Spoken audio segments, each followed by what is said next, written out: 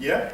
Okay, so we just christened It it? was in our showroom. Okay, we just christened it? Yeah. Okay.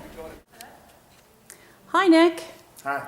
I just want to introduce you to everybody that will be listening. Nick is a local real Jersey boy, making a difference in our community. He donated a pallet jack, which you see here, to the People's Pantry, which will make a huge difference as a resource and tool to help unload the enormous amount of supplies that was just donated by a gentleman in Ohio, which I just interviewed.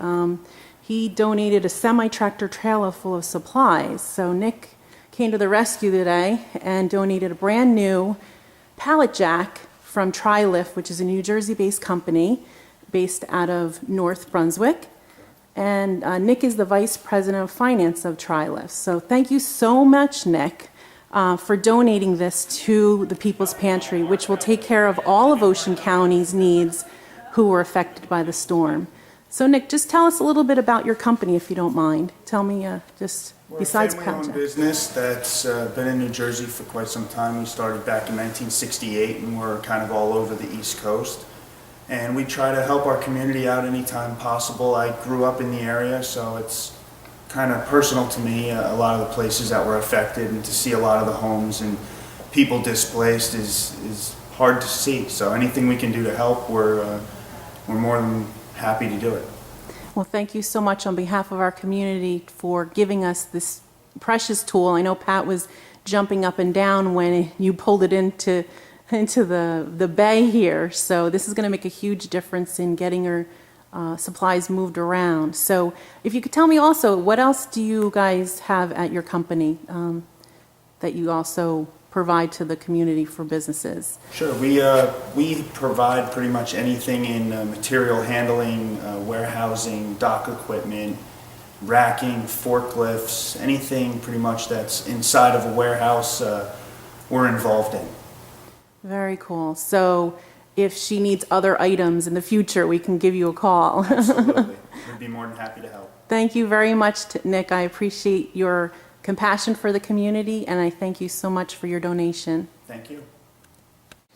You know, a lot of people aren't aware that 190,000 businesses in New Jersey were affected by the storm.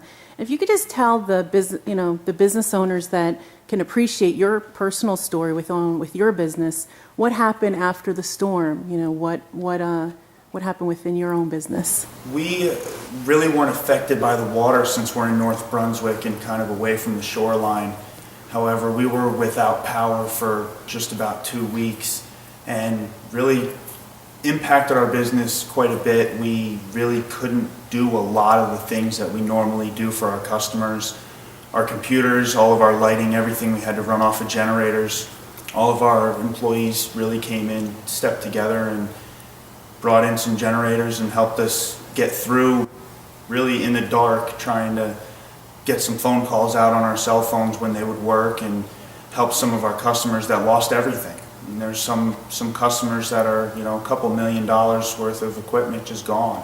And to try to help them, it was hard to do, but we did everything we could while we were without power. Right, you brought up a good point about the cellulars, that we had no phone service or cell phone service for almost 2 weeks, so it was very spotty. So trying to run a business in that 2-week cycle was very difficult for many business owners. It wasn't very easy.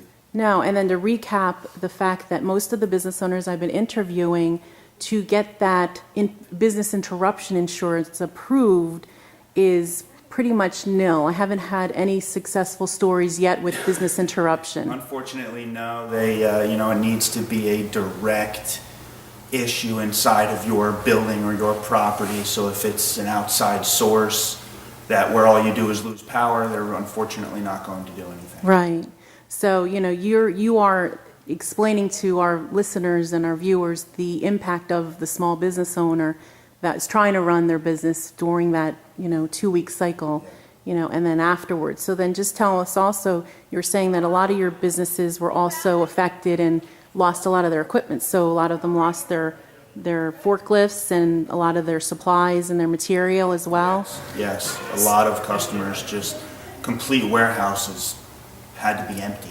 Okay. And insurance, for a lot of them came through and replaced a lot of product, but a lot of their racking and forklifts and all the material inside of the warehouse was all ruined. Everything had to be thrown out and basically started from new, which is an expensive process, and insurance doesn't cover everything. So it's a slow, painful process for a lot of our customers, trying to do what they used to do with a lot less than what they used to have. Yeah, you're definitely speaking for, on behalf of many businesses out there in New Jersey. So thank you so much for just highlighting some of that 2-week cycle. Sure. We're now 3 months after this, and are you still finding that businesses are calling you with reports of damage? Yeah, there's still a lot of customers out there, a lot of businesses that really haven't opened back up and are still in the process of getting the insurance adjusters out and the state to come out and really go through their property and figure out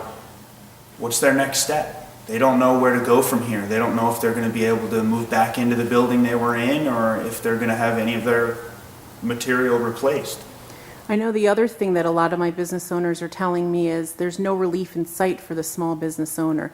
FEMA's helping the residents, within limits, with restrictions. The insurance companies are starting to help within restrictions, but, a lot of them are telling me wind and rain and hail exclusions are preventing them from cashing in on their insurance policy. So there's nothing in sight for relief. So they're telling me that maybe a small business loan from SBA at 6.9% is the only solution that anyone's giving them. There's really no funding or relief for the small business owner that I'm hearing of. No, there's really not, and it's unfortunate now because there's just so many people that need help and need money, and there's really not much out there with everything trying to be fixed, that a lot of the small businesses unfortunately probably won't survive because they don't have a nest egg to get them through this part. The people that can afford to make it through the next, year to 3 years might be able to survive as a small business and maybe even grow at points, but it's going to be hard to get to that point because the population here is a lot less than it used to be.